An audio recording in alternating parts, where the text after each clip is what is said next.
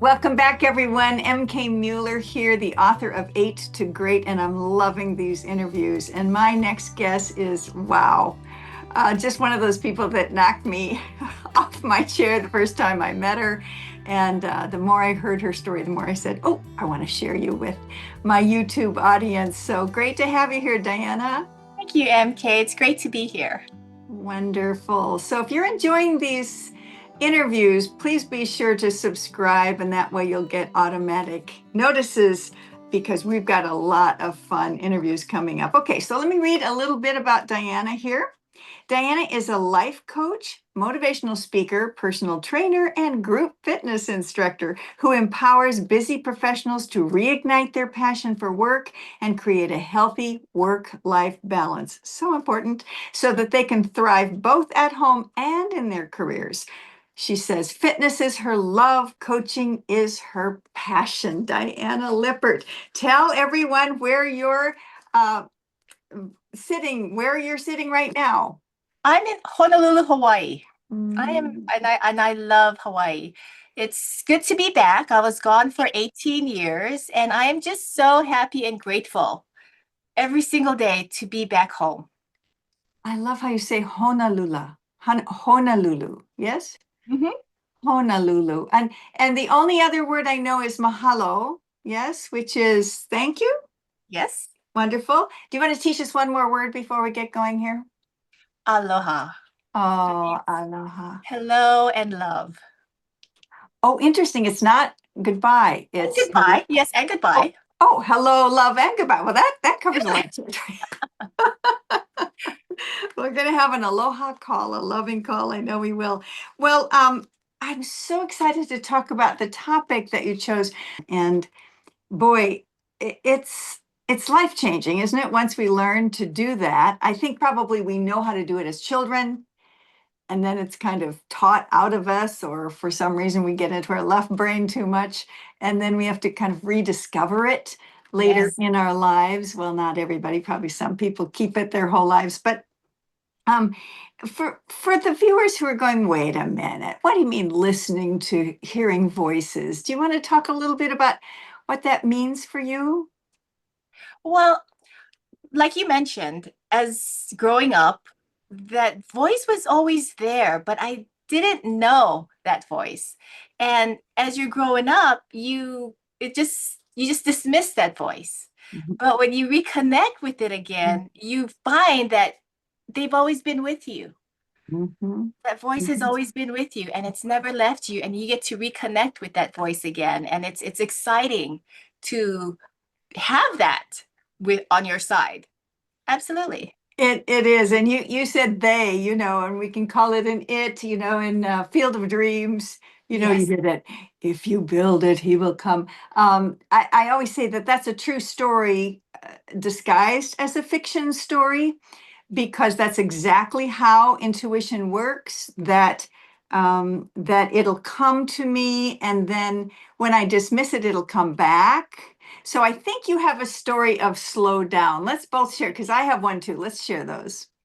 This is one that is sticks with me all the time, and I laugh at this one because I was coming home from my girlfriend's house, and it was one evening, and there was no one on the freeway. And as soon as I got on the freeway, that voice says, "Slow down, you're gonna get a ticket." It was so clear, and I'm like, "There's no one in the road." I'm thinking, "There's nobody on the road." Yeah, right. So I'm just driving. And after I got past the Wilson Tunnel, the voice came up again. It says, "Slow down, you're going to get a ticket." And I'm thinking, nah, nah. It always speaks to me at least three times. And the third time, it said, just before I was getting ready to make the turn to go to my house, the voice said, "Slow down, you're going to get a ticket." No, I didn't listen. And before you know it, a blue light comes on right in front of me. And I'm like, ah, like I knew. I literally knew. And so when the cop asked me for my license and registration, there was nothing I could say other than, yeah, I knew. I didn't argue it. I didn't fight it. It was just so clear. And it was a smack upside my head. Yes, and I have one that's almost exactly the same. I was coming home from a speaking engagement and I wanted to get home to something, right? It could have been watch a sporting event on TV or who knows. But for some reason, I was in a hurry. Uh-huh. And I heard this, slow down, you're going to get a ticket. Same thing, same exact words. And I said, I just dismissed it. And then I heard, slow down, you're going to get a ticket. And again, I dismissed it. The third time I heard it, Diana, this is my favorite part of the story. I said out loud, I will. Right, right. I will slow down. Yeah. And then, because I didn't. And so I love to give that example because people say, well, how do you know it's not just your thoughts? Because you argue with it. Your logical thought is, hey, there's nobody on the freeway. My logical thought is, oh, I never get tickets. I'm not going to get a ticket on here. I'm not going that fast or whatever it is. And then there's this other brain. Well, they say we have two brains, right? We have a brain up here and we have a gut brain. And they say we hear it in our gut. And they've shown that when you have an intuitive thought, your gut energy lights up. I mean, if it was, connected to electrodes, that's actually where the thought is coming from, is your gut says, just do this. And we could talk for days and years about, the spiritual meaning of all this, but people who aren't necessarily spiritual or religious, at least they wouldn't say that they are absolutely swear by following their intuition and how it has changed it. I have a story, and I can share a little later on of how it saved a life, how I was able to save a life because of my intuition. But I know you have amazing stories too. So maybe let's start with, how did you get started on this journey originally, Diana?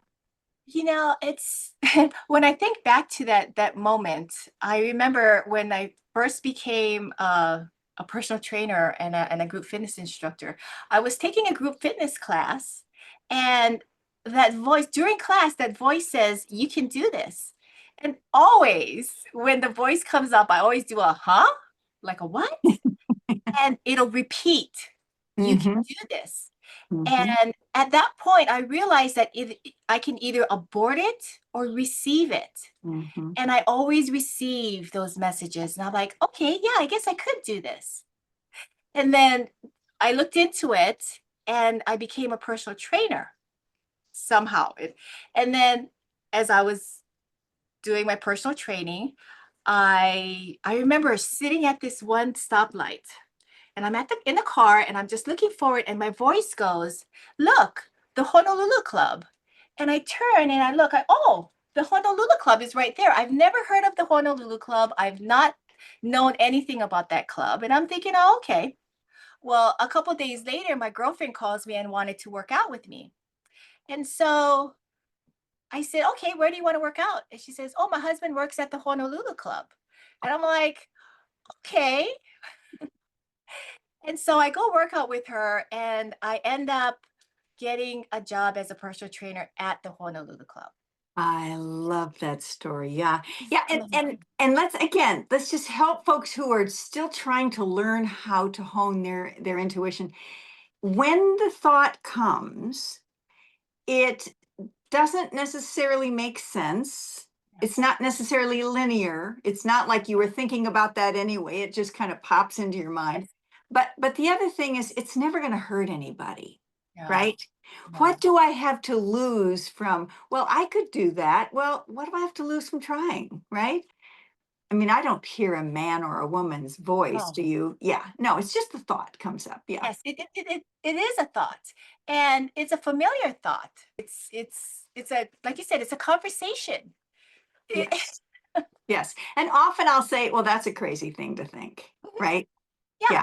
Like the experience that got me to Hawaii for a speaking engagement yeah, was I love that story. yes, walking up to John Roseman and saying, I just had a thought that you need me and I'm not sure what it means. And he said, let's go out for coffee afterwards. And he offered me a contract and then booked me for Hawaii. And That's and that wonderful. was all, yeah. John Roseman Needs You made no sense to me. And And to follow that yes, intuition, you know. yes. And that was when it was on that trip that, again, sitting next to a woman at the pool and just hearing the thought, she's depressed, Yeah, check in with her and saying, hi, I just had a thought that you might need to just talk and share. And then she shared that she had prepared her suicide for that evening and started weeping and saying, how did you know? How did you know? How did you know? yeah, And I said, well, dear one, I think you're being taken care of. And the same, voice that whispered to me, I think is taking care of you. And if you tune into that voice in your own life, it will guide you. I know you're lost right now, but it's not a permanent situation. yeah. And she flew home that night, and I got Christmas cards from her for years after that. So, yeah, Hawaii is a very, very sacred place for me. And I know it's a very sacred place for everyone there. So awesome. Okay, how do you want to encourage our viewers, not just to listen to their own voice, but to follow their hearts? You said it right there. Follow your heart. Your intuition knows you better than you know yourself. It Mhm. knows what you're capable of, and it brings out the best in you. It gets you outside of that comfort zone. Yes. Another funny story that I have is I used to work in a doctor's office, and I enjoy making beautiful crystal bracelets and chokers. And I don't tell anybody that I do that. And so a patient comes in, and I'm waiting for her because she's on a phone. And something told me, tell her about your bracelets. And Hmm. my thought was, what? Tell her about your bracelets. And I'm like, okay, sure. It's not going to hurt. I'll just tell her about my bracelets. So as I'm working with her, I said, oh, by the way, I make crystal bracelets. She goes, really? I said, yeah. She goes, how much do you sell it for? I said, $5. I love making pretty things. I'm not trying to get rich off of this. I'm just selling it for like $5. She looks at me and she goes, can I have 100 of them? And I'm like, do what? And she was like, I'm getting married and I would love to give these out for gifts to my wedding Oh, party. isn't that And cute? I was like, that's $500. And she's like, yeah, before you raise the price on me. And I'm like, I'm not going to raise the price on you. And so, like I said, those little voices, had I not listened, you know, And a win-win for her as well. absolutely, Yeah, she got this absolutely. beautiful gift. And she said everybody loved it. They were so excited to put it on when she gave it out. And so the little happiness that these beautiful crystal bracelets gives and the energies is it feels really good. And what I love about that is that it gets me in touch with my right side of the brain, the creative Mhm. part of me. And I haven't been creative in such a long time. So I'm trying to do things more that's more creative. I've been trying to crochet with my left hand so I could really activate my right brain. I've been trying to do everything with my left hand so I get more in touch with the intuitive creative side of me so it can be, more clear and more better, and it's just yeah. So, Absolutely. I think I'm going to go buy one of those brains just because I'm going to be talking a lot about left brain, right brain, I know, on these videos. And to show people they're two separate brains. yeah. They're little bridges, corpus callosums that connect them, but they do very different things. And the right brain is that creative side. And I love to say the right brain is the only side of the brain that can be happy. Yeah. So I love the book My Stroke of Insight by Dr. Jill Bolte Taylor, where she lost her left brain. And what happened was she was extremely depressed until her stroke. And then she said, I was euphoric and happier than I thought was possible because, again, she was only in her right brain. So if I totally agree, if our viewers out there are in a left brain career, there's certainly a lot of them out there. And it's not just accounting, but all of those, kind of math, science kinds of careers, then it's especially important. And so what Dr. Bolte Taylor now is, she's back doing her brain research, but she also plays a musical instrument at all her talks. So I think even her TED talk, she played a musical instrument. Yeah, but right, the right brain is a muscle that sometimes we haven't been exercising into. That's a great way to do it. Is journaling with the left hand also a good way to ignite that? My handwriting is awful on the right hand. It's probably going to be really bad on the left. But I try to do other things, like I try to brush my teeth. And you have to really learn how to have that motor skill with your left hand. And so I try to do many different things, not necessarily writing because it's awful. It's like you move with your hand and as opposed to just Yeah. right. And again, when I do play with writing with my left hand, it's you have to teach yourself.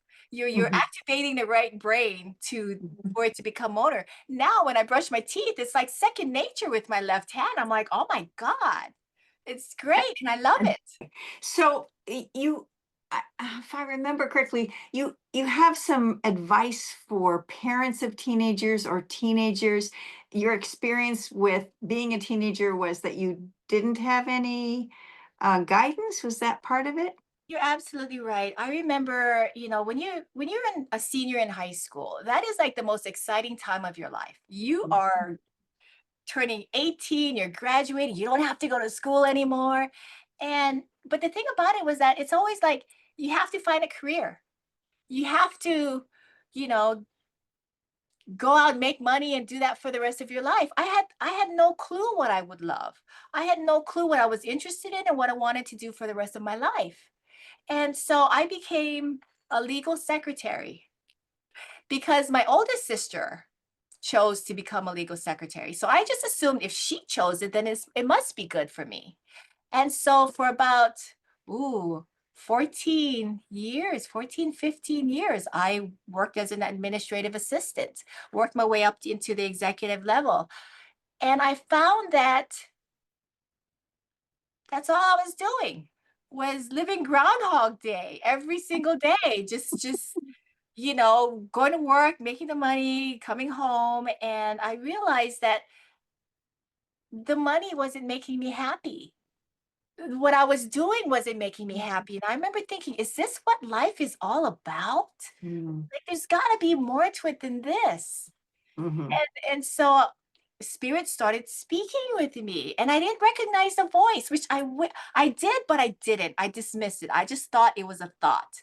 But the more it spoke, the more I listened, the more I paid attention, and the more I followed through with the inspired thoughts, the everything just really opened up for me, like Mm-hmm. amazingly. Yeah, and again, I think here you were in the legal secretary career, which is very left brain, Mhm. and cross your T's and dot your I's, and the voice comes, but it's so small. Very It's small. it's like a child who hasn't gotten any attention. Yeah.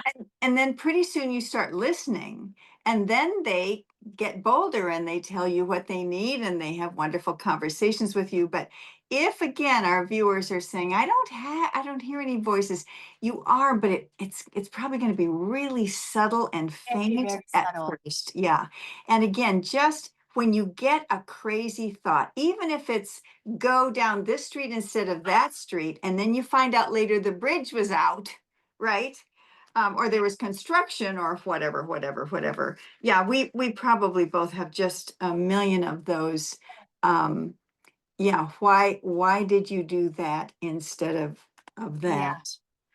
I always say following your heart takes courage, and that's the French word.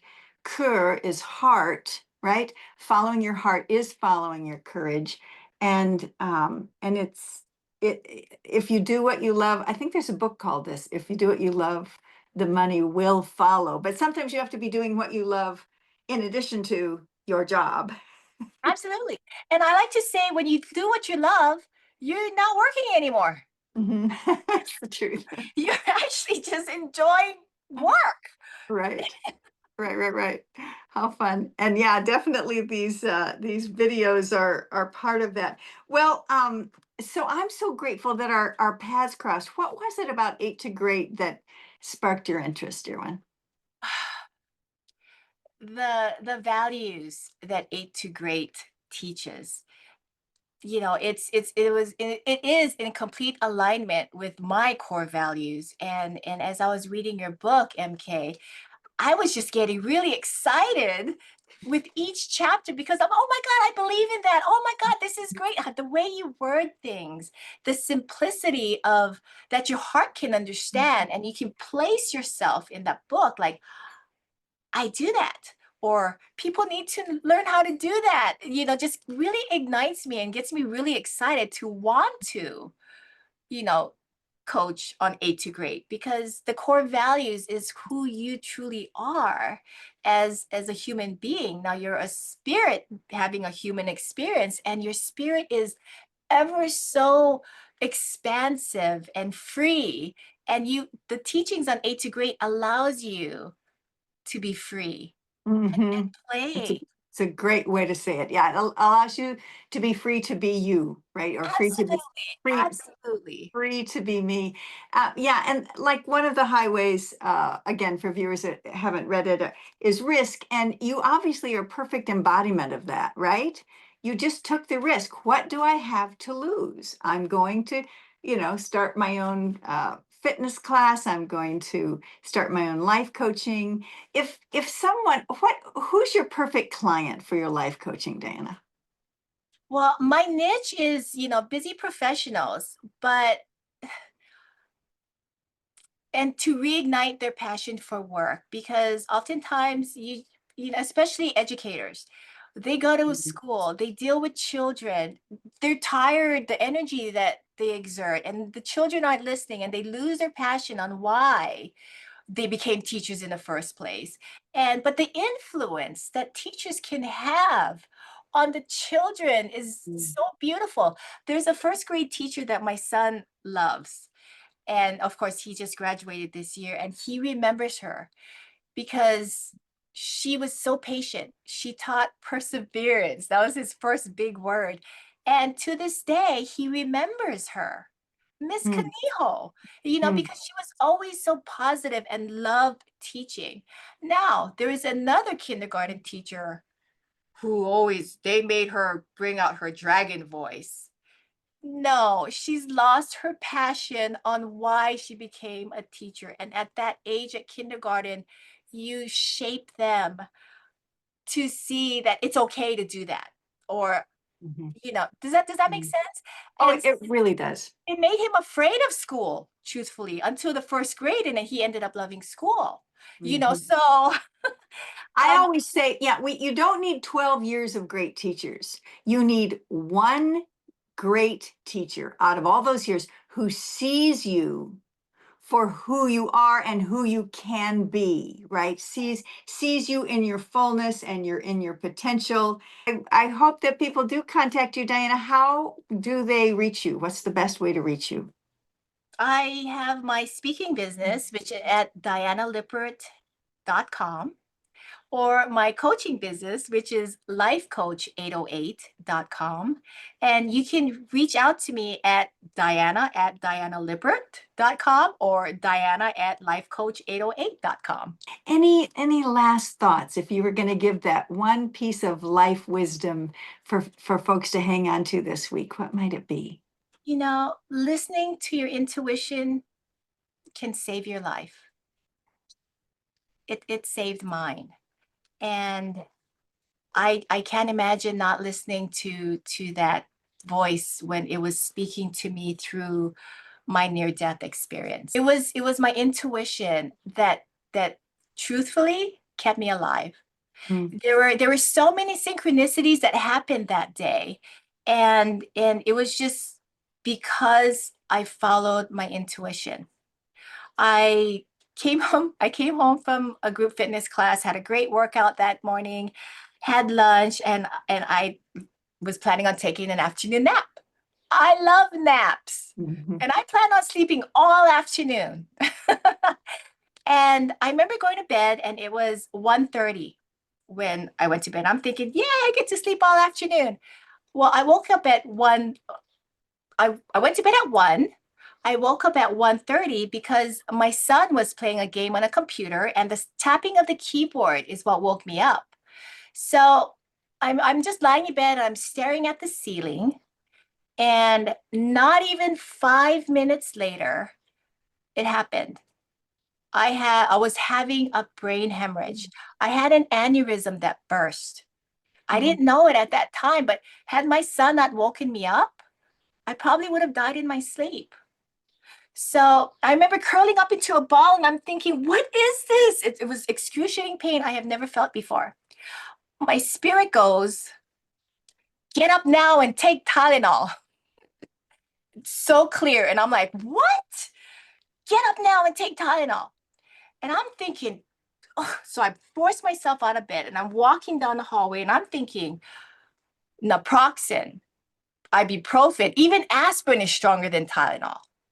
My spirit goes, no, Tylenol is safer. So I'm like, okay, fine. So I go to the medicine cabinet and I pull out the Tylenol. And when I get a headache, I normally take 3 Tylenols, but I thought to take 5 because this is a monster headache. My spirit goes, no, take 4. Very clear. I put one back, I take my medicine, I run back into the room, just throwing up. At that point, my body starts shutting down. And so I'm throwing up, and my sister was over, and she's never over on a Friday. And I called my boys and said, call your aunt, tell her to come upstairs. So she comes upstairs and she says, what's wrong? I said, I don't know, something's not right. So she calls the ambulance. And the ambulance comes in and they're like, okay, we're going to take you. And I'm like, no. My husband wasn't home. And I didn't want, there was nobody there to make medical decisions for me. So I'm like, no, you can't take me.